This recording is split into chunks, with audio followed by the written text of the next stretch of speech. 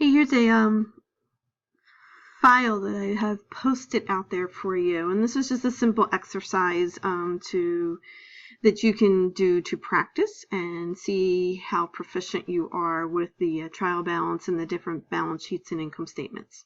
So what I want you to do is on this left-hand side here in columns B through E is your trial balance. And you can see that your trial balance, all your debits equal your credits. And what I want you to do is to take this trial balance and then split these accounts up. So create your balance sheet and made this a little bit easy for you. So the formulas are already built in. So you're going to, any of these accounts that are assets, you're going to put into the asset category. Liabilities, you'll put into the liabilities, etc. So you're going to build your balance sheet using the trial balance here in columns B through E. And then you're going to build your income statement using the same accounts. So you'll see here, just to backtrack or reinforce, on your trial balance you have a list of all the accounts in the company's general ledger. So here you'll have all your assets, you have all your liabilities, you have all your income statement, and your retained earnings accounts. Debits equal the credits.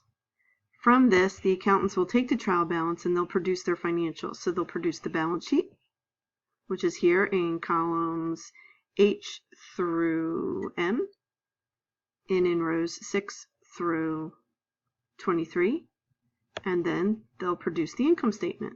And your income statement here is set up in rows 27 through 37.